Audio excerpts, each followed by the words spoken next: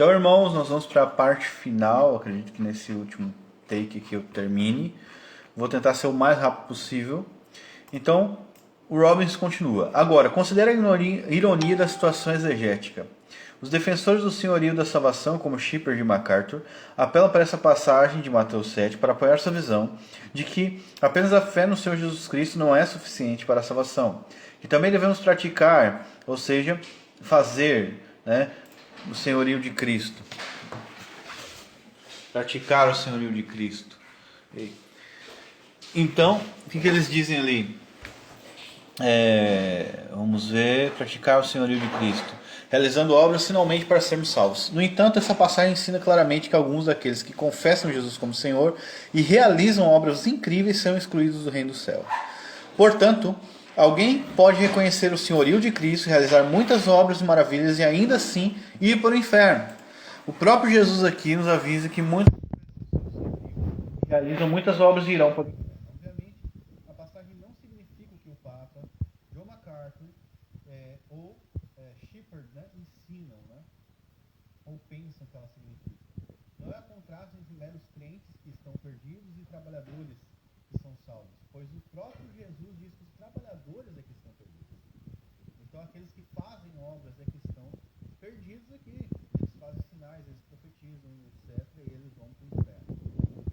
Quarto, por que esses homens eram líderes da igreja visível na terra? Sabemos que a igreja visível não é o reino dos céus, pois esses homens serão excluídos do reino dos céus. Vamos voltar para nossa atenção breve para os tipos de obras que esses líderes da igreja terão feito. Eles terão profetizado em nome de Jesus. Eles terão expulsado demônios em nome de Jesus. Eles terão realizado maravilhas em nome de Jesus. Agora, essas não são apenas obras. São obras extraordinárias, Extraordinárias. Vou dar uma porrada aqui no telefone, vamos ver se funciona. São obras extraordinárias, e sobrenaturais. Na verdade, esse telefone ele fica às vezes abaixo, às vezes. Na verdade, eles são maiores. Essas obras são maiores obras feitas por homens entre homens. Para usar a frase de John Gill, nenhum de nós, talvez alguns de nós, mas certamente não esse escritor, fez algo remotamente tão grande, ou tão impressionamente quanto essas obras. Nossas obras são comuns: frequentar a igreja, ser bons vizinhos, dar dinheiro à igreja, aos pobres, cuidar das nossas famílias e assim por diante. Esse aqui é o John Robbins. Agora, aqui está a pergunta: se nenhum de nós fez ou fará algo como esses homens terão feito, e se esses homens estão perdidos, então que esperança há para nós, se a salvação for por obras? Se o próprio Jesus expulsou esses homens do reino dos céus, esses muitos homens que realizam tais grandes obras em nome de Jesus, que esperança temos nós? Se esses cristãos professos e muitos ativos, esses líderes de igrejas, forem enviados para o inferno, que esperança temos de ganhar o céu? A resposta é: não temos esperança se, como esses homens, confiamos nas nossas obras. Se cremos que nossas obras ajudam a obter a salvação, não temos esperança no céu, não importa quão grandes sejam nossas obras, não importa quão fiel seja a nossa obediência. Independentemente de agirmos em nome de Jesus, ou se confessamos Jesus como Senhor, se confiamos em nossa obediência ou em nossa fidelidade ao convênio ou com nossas boas obras, estaremos perdidos. Este é o ponto crucial da passagem da salvação. Quando esses líderes da igreja derem sua defesa no juízo, eles oferecerão suas obras como prova A, B e C. Seu apelo a Jesus será as suas obras, realizadas em nome de Jesus. Com certeza, mas mesmo assim funciona e, longe de diminuir sua culpa, fazer suas obras em nome de Jesus aumenta a culpa diante de Deus. Olha só. Longe de ensinar uma mensagem de obras, Jesus nos avisa que qualquer um que vier antes dele no juízo oferecer obras, fidelidade ou aliança ou sua vida como defesa, será enviado para o inferno. É isso que Jesus está ensinando nessa passagem. Então, essas pessoas estão oferecendo obras para Jesus e Jesus vai para o inferno. Jesus está dizendo para eles: vai para o inferno. Longe de ensinar que nossas obras são necessárias para a salvação, Jesus ensina aqui que todas as nossas obras contribuem nem um pouco para a nossa salvação. Por que muitos homens não estão admitidos no reino dos céus? O que há de errado com sua defesa? Jesus nos diz claramente, eles defenderão suas próprias vidas cristãs. O que deve ser sua defesa não são suas obras, mas a justiça imputada de Cristo. Muitos serão enviados para o inferno, porque não mencionarão que são pecadores salvos apenas pela justiça de Cristo Jesus. Eles não mencionarão a vida perfeita, a morte sem pecado, a ressurreição de Jesus. Eles não mencionarão a justiça de Jesus imputada àqueles que creem nele. Eles não mencionarão a expiação substitutiva de Jesus pelo seu povo. Eles não vão mencionar que Jesus ganhou a salvação por eles. Eles não vão mencionar que Jesus sofreu penalidade do inferno devido a eles, que Jesus satisfez a justiça do Pai em seu favor. Resumindo, eles não confessarão Jesus como Salvador, mesmo quando confessam como Senhor. Jesus, em sua misericórdia, nos disse uma coisa que acontecerá no dia do juízo. Esta não é uma parábola, isso não é metáfora, é uma profecia. É exatamente o que muitos estudiosos negam, que seja profecia histórica e futura. E quando Jesus usa aqui o verbo vai acontecer, quando ele fala no tempo futuro, ele fala literalmente que esses eventos devem ocorrer. Deve acontecer. Devemos prestar atenção à sua advertência e perceber que se confiarmos em qualquer coisa que fizemos, frequência da igreja, dízimo, servindo como oficial da igreja, escrevendo, falando, ensinando, realizando cruzadas assistidas por milhões, levantando dinheiro, dando esmolas aos pobres, construindo hospitais, escolas cristãs, igrejas, batismo, participação na ceia do Senhor, estamos perdidos. Todas as nossas justiças, Isaías diz, não injustiças, as justiças são como trapos de imundícia. Jesus nos disse que muitas pessoas no juízo argumentarão que merecem o céu, que têm o direito do céu, porque fizeram muitas boas obras maravilhosas em nome dele. Eles não reconhecem sua depravação, pois pensam que são bons homens. Eles não reconhecerão a satisfação, a expiação de Jesus, porque não acreditam nisso. A oração deles não será: Deus, tenha misericórdia de mim, o pecador, mas Jesus, eu fiz muitas obras maravilhosas em seu nome. Muitas obras. Mateus 7, 21. Depois tem os outros vídeos ali, tu pode pegar as outras sequências. Esse é o John Robbins. Agora você deve me recompensar com o céu. Essas pessoas estão falando para Jesus. O que quer que esses frequentadores e líderes de igreja possam acreditar sobre si mesmos e sobre Jesus, eles não acreditam em sua própria depravação, nem na justiça imputada de Cristo. Eles não acreditam que o único caminho para o céu é por meio de Jesus Cristo. Em suma, eles não acreditam no Evangelho e é por isso que eles estão condenados. O aviso vívido de que Jesus nos dá nessa passagem não é apenas sobre uma futilidade de trabalhar pela salvação.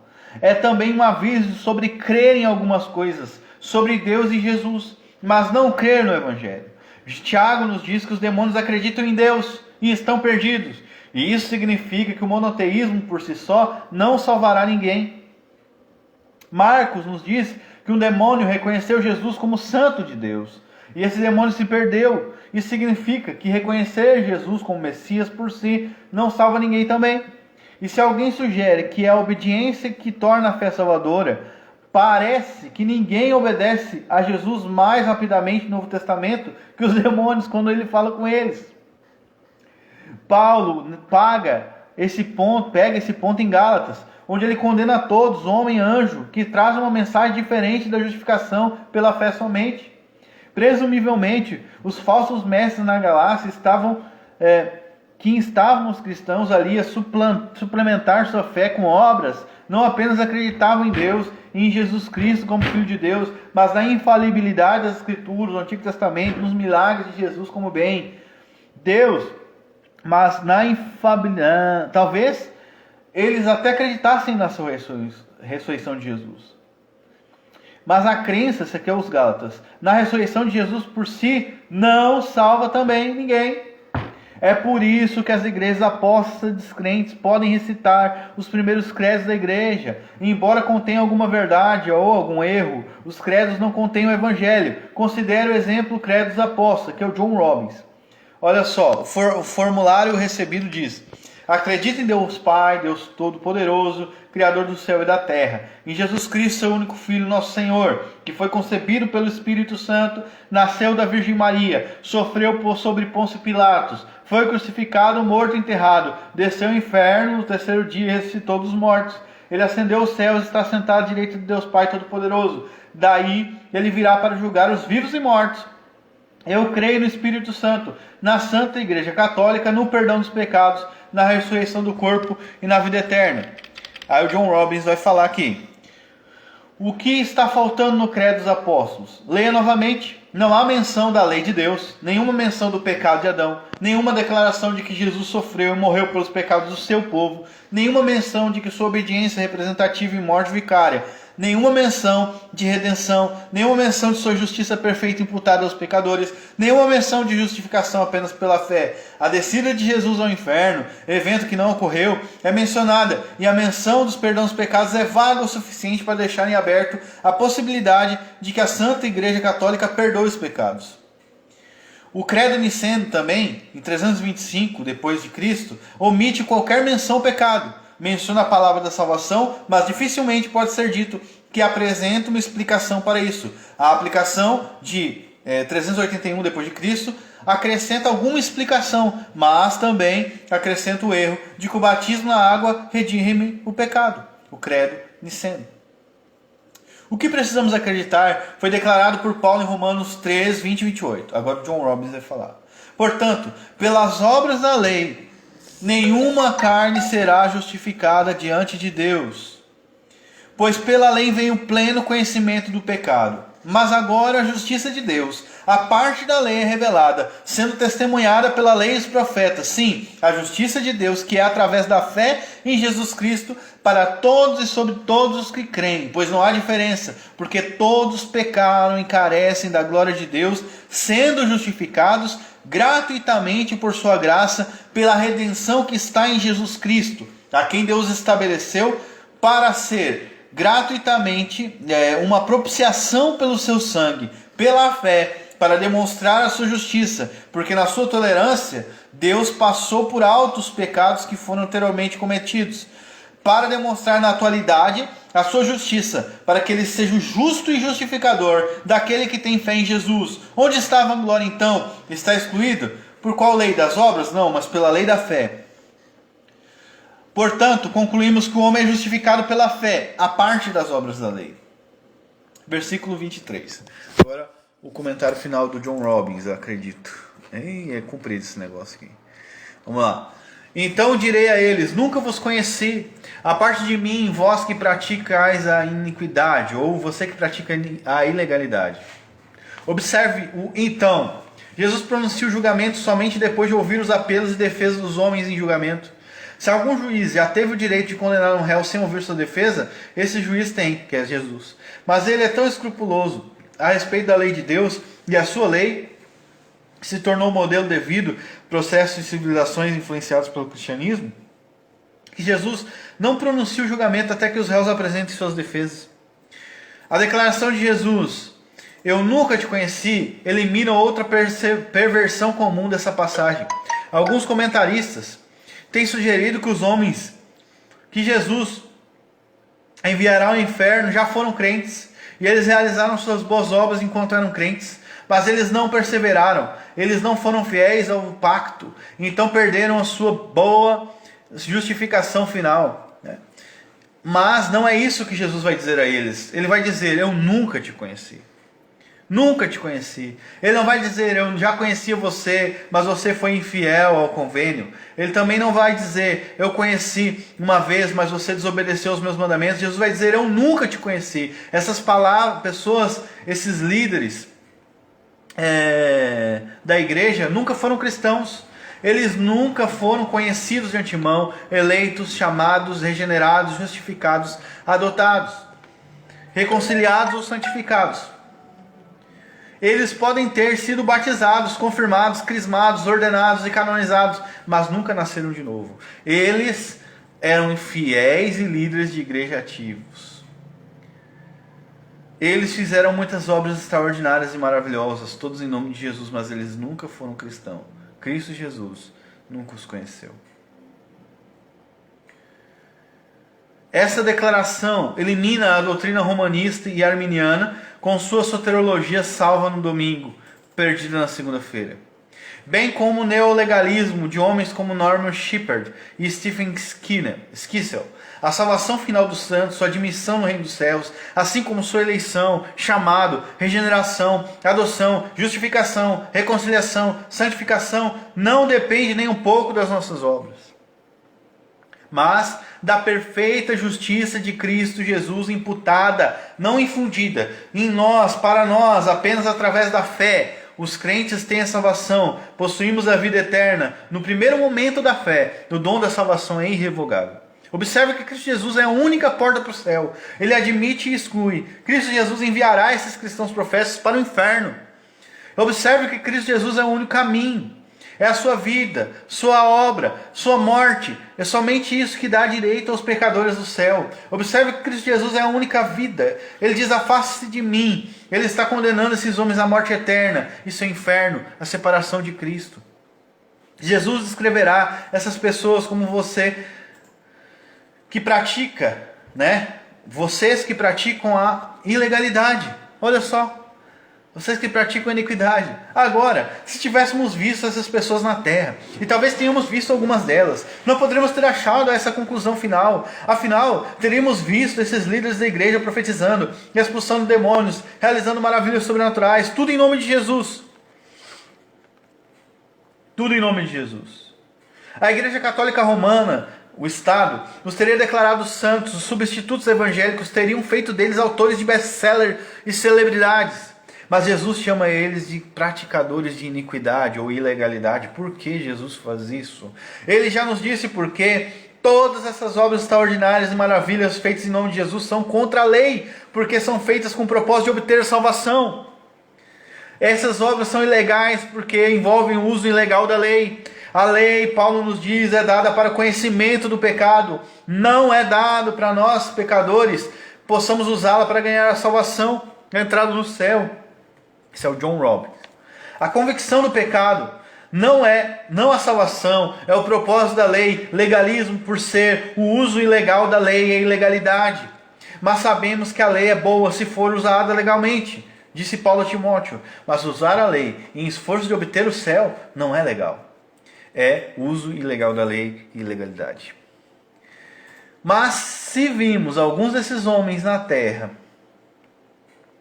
seremos capazes de reconhecê-los como falsos mestres, não pelo que fazem, mas pelo que dizem. Eles ensinam a salvação pela fé e pelas obras, pela fé e obediência, pela fé e fidelidade à aliança. Eles ensinam na terra que dirão ao Senhor Jesus Cristo no juízo. Isso é o que eles acreditam. A noção simples e óbvia de que o falso ensino é um indicador pelo qual reconhecemos falsos mestres, esclarece e explica o significado de toda essa passagem, nos versículos imediatamente anteriores ao versículo 21.